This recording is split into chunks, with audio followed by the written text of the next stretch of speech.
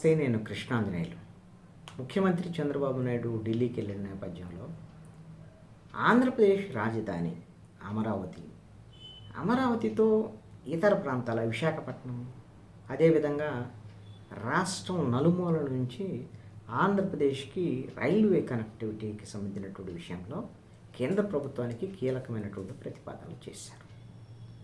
ఈ ప్రతిపాదనలన్నీ కూడా కేంద్ర ప్రభుత్వం ఒక రకంగా మౌఖికంగా ఆమోదం తెలియజేసింది అనేటువంటిది ఆంధ్రప్రదేశ్ ప్రభుత్వం చెబుతున్నటువంటి మాట. ఇవన్నీ కూడా కార్యరూపం దాల్చడానికి కొద్ది నెలల్లో ప్రయత్నాలు ప్రారంభం కావచ్చు.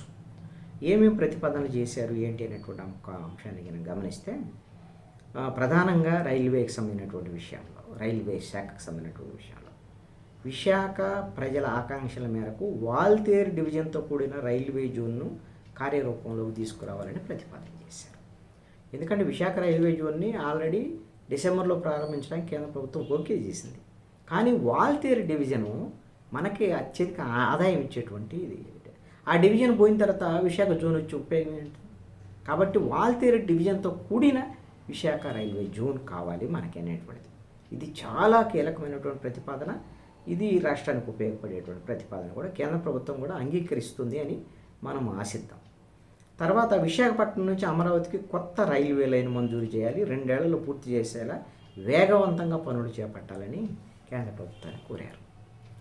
ఎందుకంటే విశాఖ అనేటువంటిది ఆంధ్రప్రదేశ్లో ఉండేటువంటి అతిపెద్ద మెట్రో నగరము.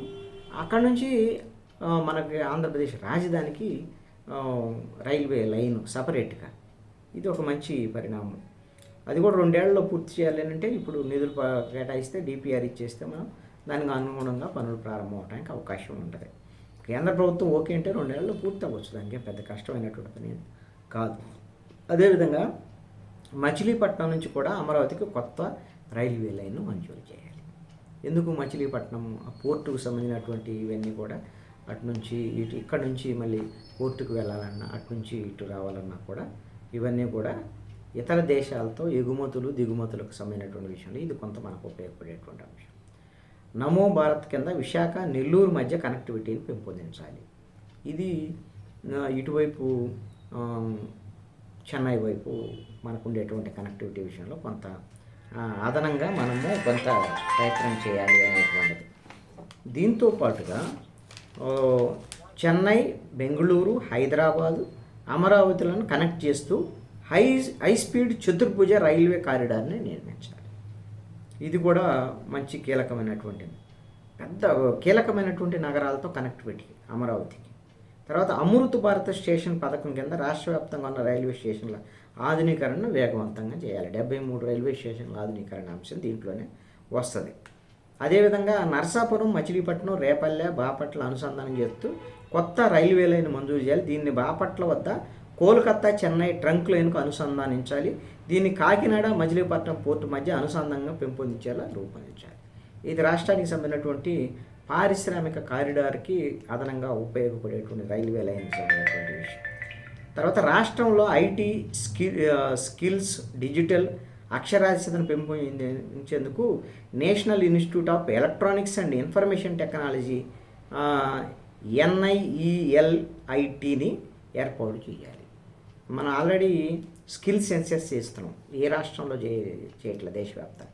మనం స్కిల్ సెన్సెస్ చేసి ఆ స్కిల్ సెన్సెస్ ఎవరికి ఏమి స్కిల్ ఉంది ఏంటి అనే దాని మీద చేసి ఇప్పుడు ఇదిగిన ఈ NIELIT దీని ద్వారాగా ఈ national institute of electronics and information technology ఇవిగిన వస్తే వీటి ద్వారాగా మనకి ఉద్యోగ ఉపాధి అవకాశాలు పెరగడానికి అవకాశం. అంతర్జాతీయ కంపెనీలను ఆకర్షించేలా ఏపీలో సెమీ కండక్టర్ పరిశ్రమ అభివృద్ధి చేయాలి అనేటువంటి విధంగా. తర్వాత హైటెక్ ఉద్యోగాల కల్పన కోసం రాష్ట్రానికి ఫ్యాబ్రికేషన్ పరిశ్రమను తీసుకురావాలి అనేటువంటి. అంతర్జాతీయ సహకారంతో ఏపీలో డేటా ఎంబసీని ఏర్పాటు చేయాలి అని. డ్రోన్లు, CCTV తదితర అత్యాధునిక టెక్నాలజీకి సంబంధించి స్టార్టప్ ఎకో సంస్థను ఏర్పాటు చేయాలి.